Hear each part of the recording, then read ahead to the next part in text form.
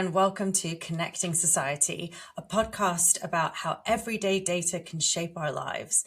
I'm Shada Kashef, Senior Public Engagement Manager for Administrative Data Research UK, or ADR UK, to me and you. And I'm Mark Green, Professor of Health Geography at the University of Liverpool. We are your co-hosts and spirit animals around the wonders of administrative data. In this podcast, we're exploring all the different ways in which the information that's collected from our everyday lives, from our interactions with health services, our voting behaviours, police and crime reporting, educational achievements, and more, is used by researchers and policymakers to make better decisions to support society and make the world a better place. Today, we're talking about climate change and data. Mark, have you ever thought to yourself why knowing the facts about climate change doesn't seem to be enough for decision makers to take action on it? Well, we're not all perfect, are we? I know that I should be getting 8 hours of sleep a night. I should be eating at least 5 fruit and veg a day, and that, I shouldn't eat that sharing bag of Haribo in one sitting, but, I still do some of those, still not achieve all of that. And I think it speaks really to we have so much information, so much data going around today. We can't just assume that producing evidence and data is going to lead to change. And we need to think about that, the gap between information and action. Yeah, absolutely. And the UCL Climate Action Unit has been thinking a lot about that too. And they're working on tackling the gap by helping people imagine and implement change through storytelling, neuroscience, and practical action possibilities. In this episode, Daniel Jonasis explores how combining data, narrative, and imagination can turn awareness into real-world action. Let's take a listen.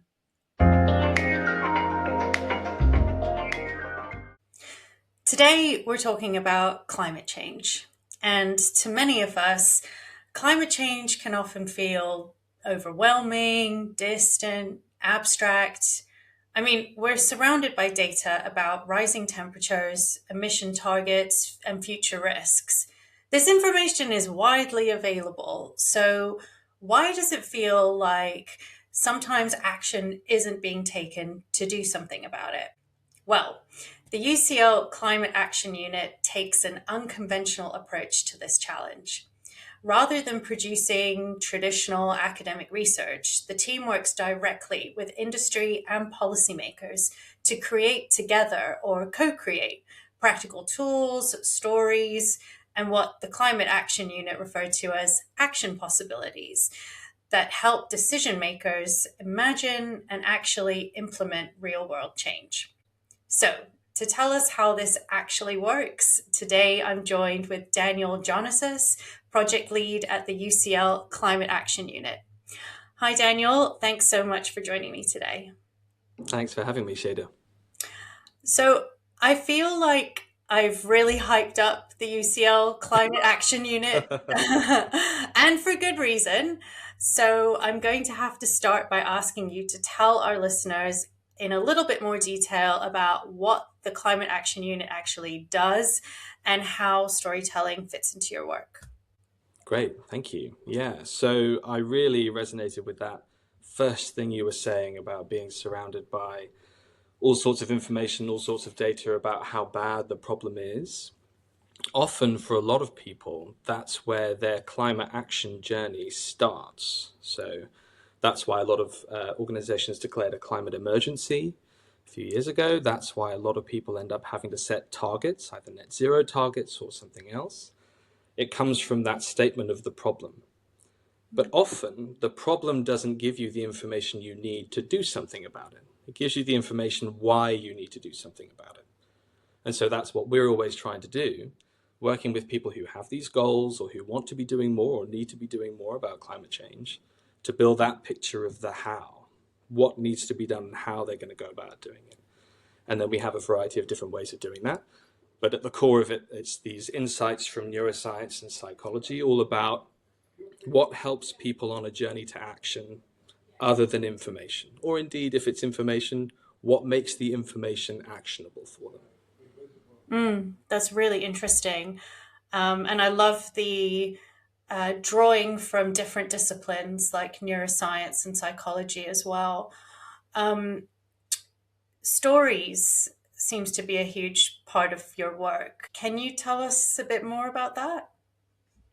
Yeah, so I'm sure we'll talk about it a bit more later, but my background is as a theatre maker and a storyteller. And one of the most exciting parts of the work that we do is that whether it's explicit, whether it's with storytellers and creatives, or whether it's quite technical, working on something like climate risk with a government, there's always a component of storytelling in there because story is what makes facts come alive for people. And specifically, it's what helps people to put facts in the context of their own lives, in the context of their professional experience.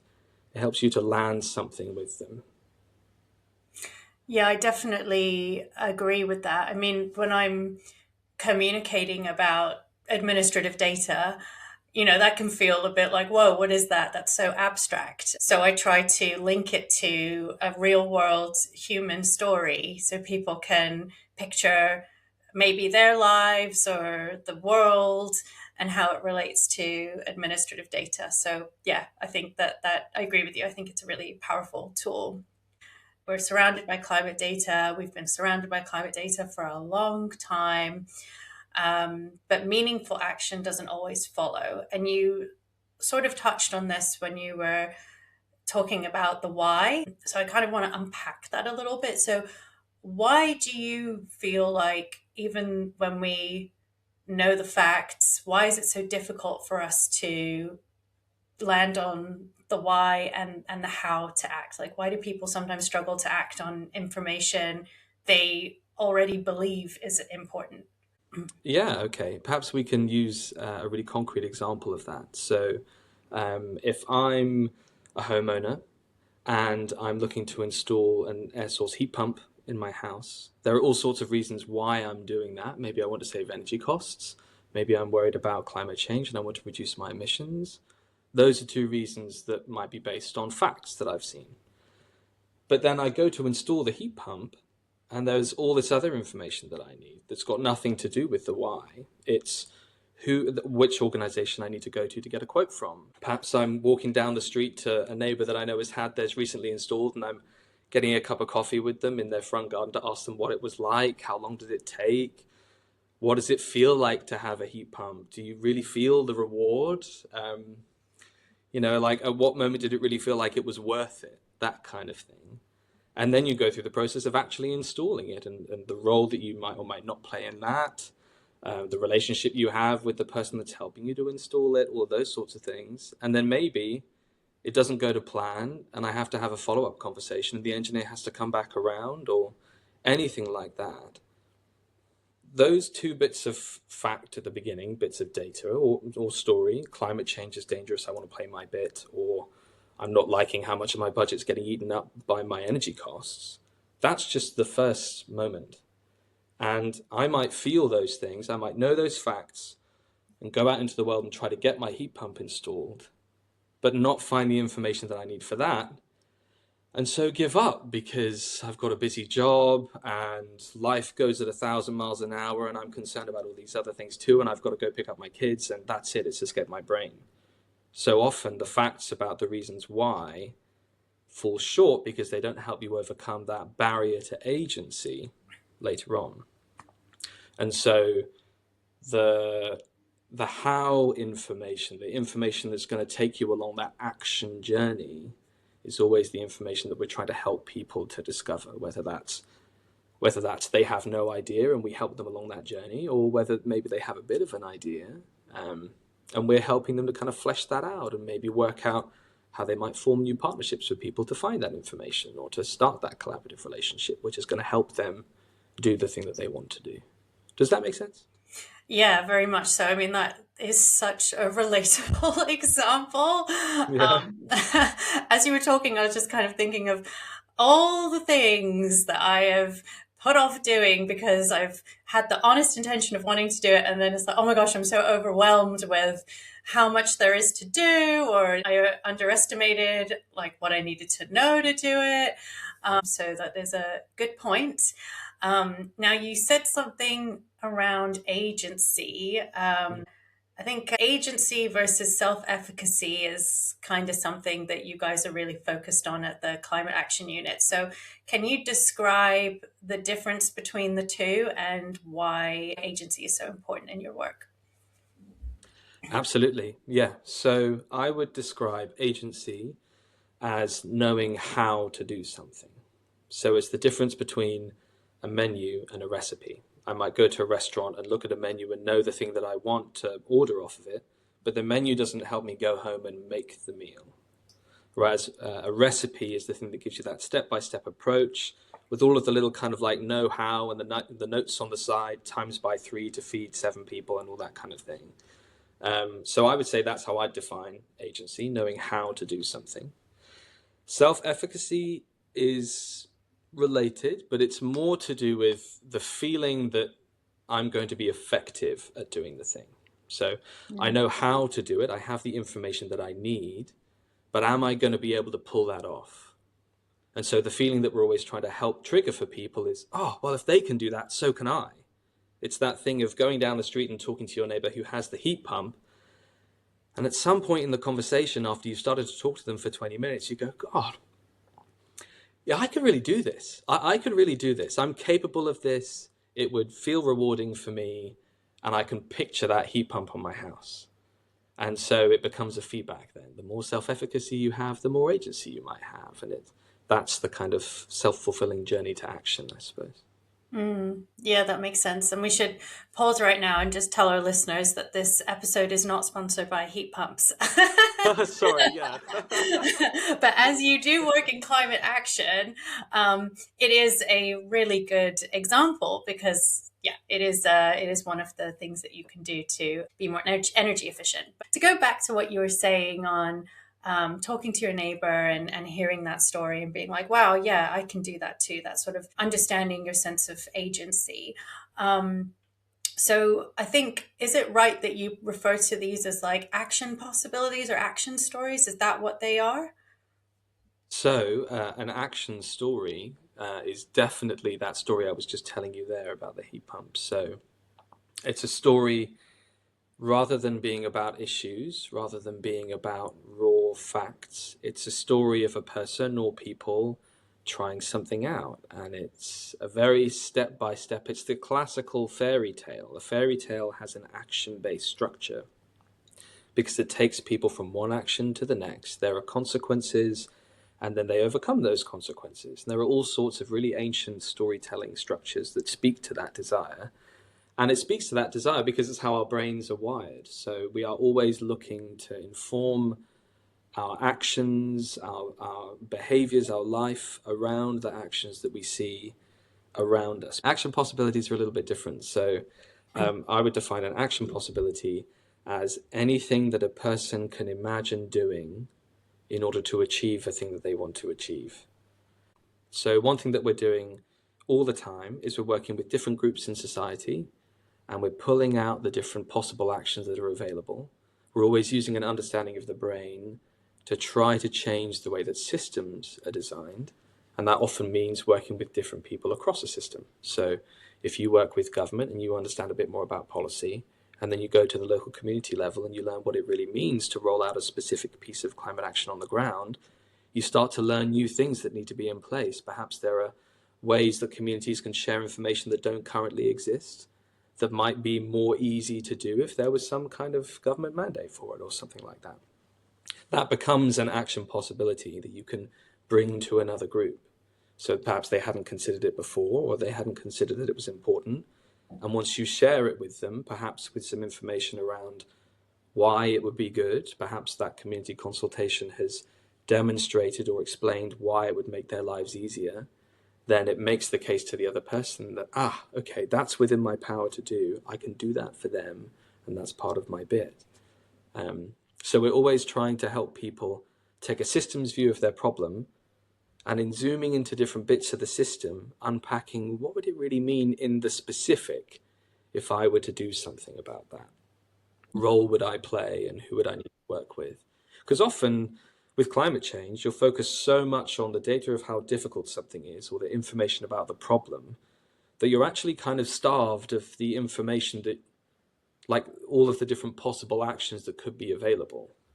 Yeah, definitely. It's so easy in kind of so many contexts to get stuck at that problem phase because it's so much bigger and more complicated than it seems. Um, and I really like what you said around redesigning systems. I should connect you to my previous guest. I don't know if you had a chance to listen to that episode, but Dr. Luke Roberts spoke a lot about sort of shaking up the way we evaluate policies and research and so on, because the sort of evaluation practice is very traditional and doesn't take into account the complexity of like the system around it. But I'm really glad you took it back to the Climate Action Unit, because I think it's really important to sort of get more of a concrete idea of what it is that precisely you're doing and how is that different to how research teams normally work. Because I would imagine to most of our listeners, and even to me, I don't really know how it works. So how is it different? How is the way that you work any different? Okay, yeah, that's a really good question. So I suppose something that we're doing in all of the work that we do is we're starting at the end user of a bit of information or a bit of data. So we're always working with the person that needs to do something, and that doing requires a bit of information that they haven't got yet. So we're asking them, what is the thing that you need to do? What is the action you need to take? I'll give you a really concrete example. So one of our partners is the National Trust. And together with them, we've developed an approach to making decisions about adaptation and how to make properties or National Trust assets across the land more resilient to climate change as it unfolds over time. One of the things that they've discovered is that when you start working out the actions that you'd need to take on the ground to make somewhere more resilient to climate change, you start to discover the things you'd need to monitor, the things you'd need to find out, the information you'd need at your fingertips to be able to take that adaptation action. So it's an action-informed research process.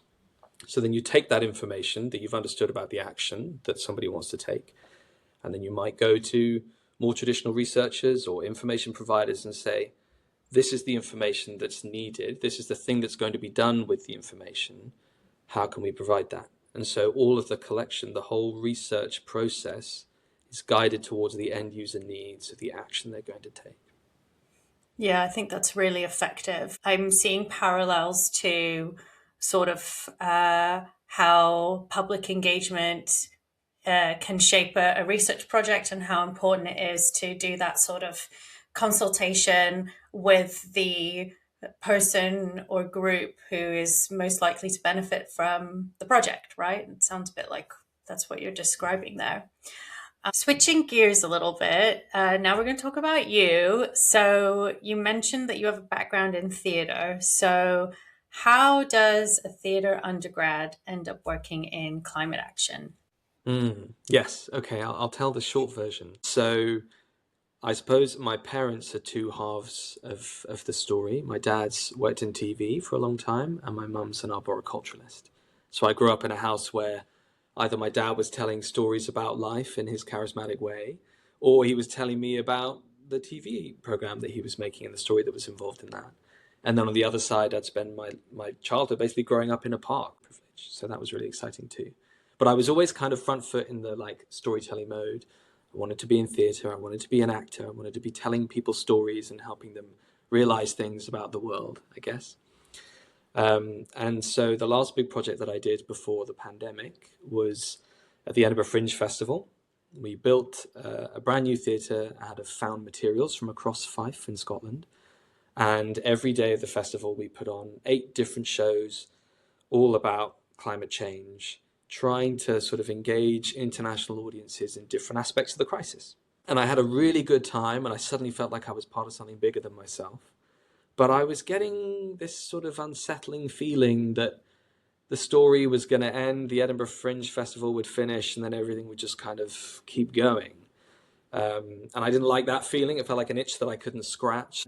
I wanted to find a way that storytelling in the real world could help people to engage in the problem in a way they never had, and in a way that would help them find something that they could do about it. And then the pandemic happened. and it was kind of everything went to a standstill. And I remember sitting in the car one day, and the radio was talking about the climate crisis, and I was reading a play about the climate crisis, and I was like, well, this is just, I'm overwhelmed. All I'm hearing from every angle is information about how bad everything is. Why can't I do something about it? So I did a master's at King's College London about climate policy, thinking maybe I can just put the creative thing down and go and actually do something. And I found out through that process that it wasn't so simple. You move into policy and it becomes complex in a different way. And that was where I discovered Krista Mayer. He's the director of the Climate Action Unit, and he had been doing some research on how stories that are oriented around action can trigger in the minds of an audience this response of, oh, if that person can do it, I can do it too. What would that look like in my world if I were to do that thing? And I kind of became obsessed because it was suddenly like finding these two halves of a whole. And I wrote my dissertation trying to explore how audience psychology could mean that stories would help people take action more. And then the master's was over and I was cast adrift, and then a role opened in the Climate Action Unit. So I sort of managed to worm my way in. But it's funny, now that I look back on it, it makes sense. It's a coherent story. But every step of the way I was wondering, what on earth am I going to do? I feel like I'm having fun. I feel a sense of purpose, but I feel unfulfilled in some way. So it just shows that the story, it keeps going, and at every point you're reassessing things. Yeah, I think it's super relatable how when you, especially if you've sort of gone to higher education or entered a space where it wasn't very clear what you would do with that, or that the sort of opportunities were really open. It's so relatable to sort of go down kind of a bit of a windy road before you end up sort of where you end up. But I definitely hear you when you're like, oh, like, what can we do next? Like, what action can we do? And I think your persistent, like your sort of motivation to keep digging into climate change, it's probably no surprise that you came across others that had a similar view to you and a similar need to want to make a difference. So yeah, sounds like it was all meant to be. Right, I think we're pushing for time now. It's been such an interesting conversation, but if I could just finish with one question.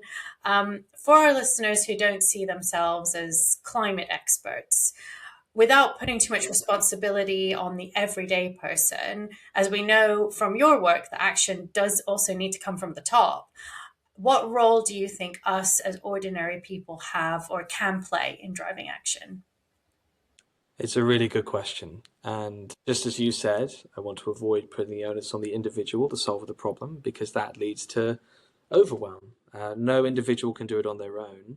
But it is true that agency feeds agency in others, and action drives further action. So where you can, taking the actions that are obvious to you, you might already be doing them, but exploring the actions that you could take within your professional role at work. There are always opportunities through the professional sphere to be taking more on climate. And once you do that, once you create a little bit of space in an organizational context, that opens up way more action possibilities than it might do if you're working out things that you can do as an individual. Because if you can spread agency through a structure that already exists, like an organization, or it might be a community, the more likely it is that you're going to start empowering others to do the same, but on their terms, in their context. So that's what I would say. Explore what's possible in an area of your life that you haven't yet. So if you feel like you're taking action in your personal life at home, then maybe explore what that would look like in your professional life. That was such a great note to end on. Thank you so much for your time today, Dan. It's been such an interesting conversation. And there's clearly so much more we could have spoken about. So for our listeners who want to hear more, we'll include a link to the UCL Climate Action Unit's page in our show notes so you can stay up to date with their work. Thanks again. Bye.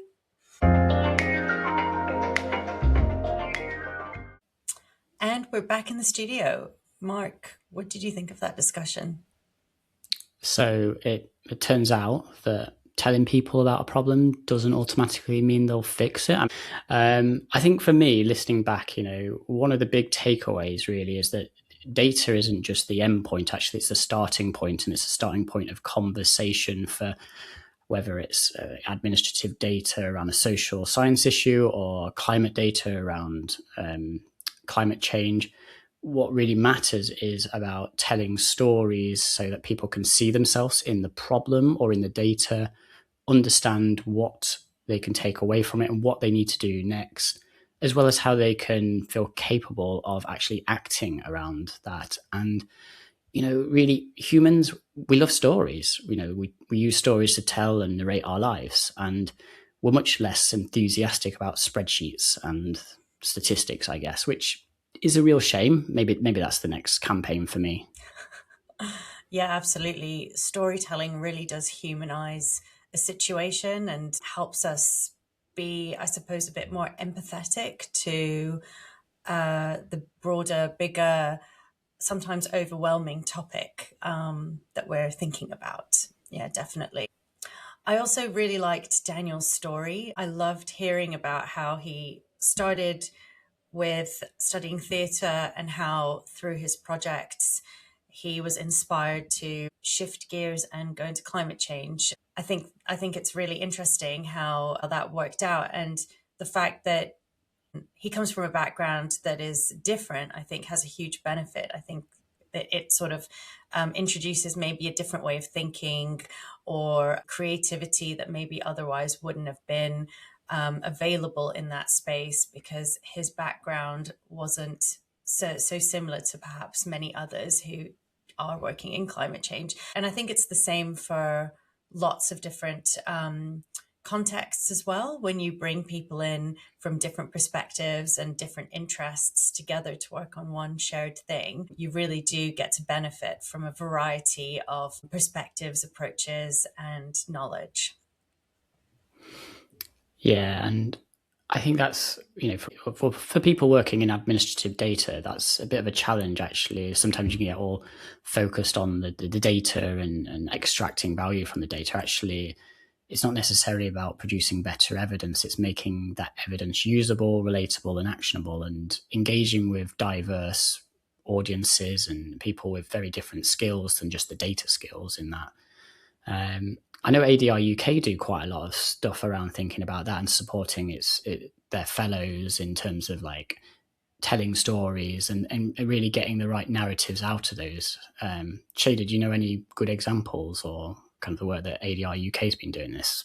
Yeah, definitely. I mean, it's a huge part of my work, actually, in sort of taking these large data sets that cover populations and humanizing them and helping us understand a little bit more about the people behind the data by working with lived experience groups, advocacy groups, non-for-profit groups, and so on. We've got loads of interesting case studies on the ADR UK Learning Hub, so check out the show notes for a link to that. Well, that's everything from today's episode. Thanks so much for listening or watching. Until next time, stay curious about how your everyday data shapes society.